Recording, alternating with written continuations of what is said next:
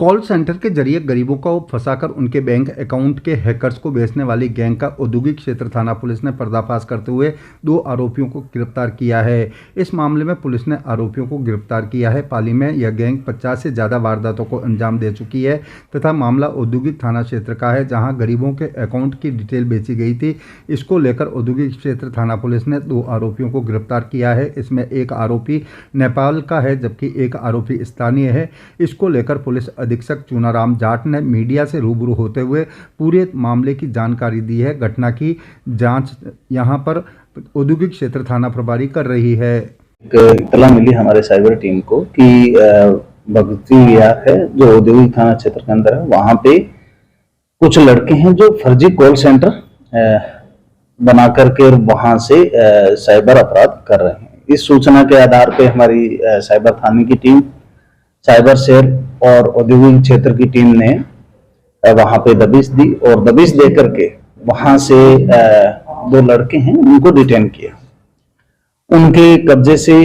भारी मात्रा में हिसाब किताब का सामान, कुछ मोबाइल मिले, कुछ फर्जी सिम हैं वो मिली हैं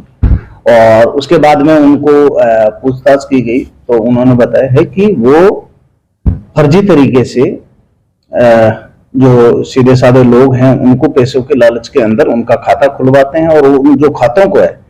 वो जो साइबर फ्रॉड करने वाले हैकर हैं उनको उपलब्ध करवाते हैं। कुछ खाते हैं वो एक खाते का 40,000 से 50,000 रुपए वो जो खाता होल्डर है उसको उपलब्ध करवाते हैं।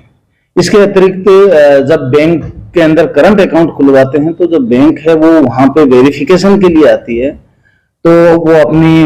जो कंपनी का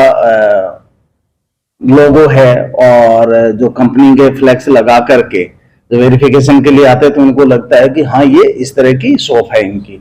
इस तरह से वो कंपनी का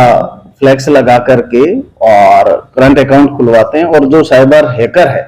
और साइबर फ्रॉड करने वाले हैं उनको ये उपलब्ध करवा देते हैं।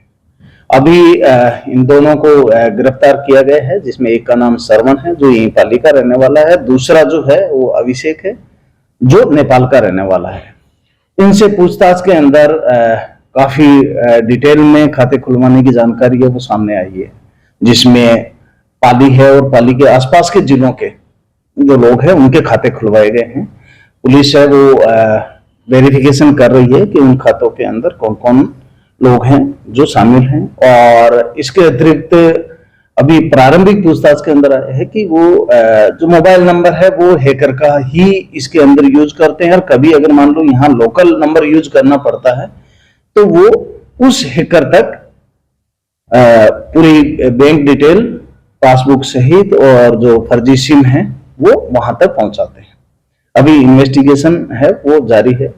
और मेरा समस्त पालीवासियों से अनुरोध है कि इस तरह से लालच के अंदर आकर के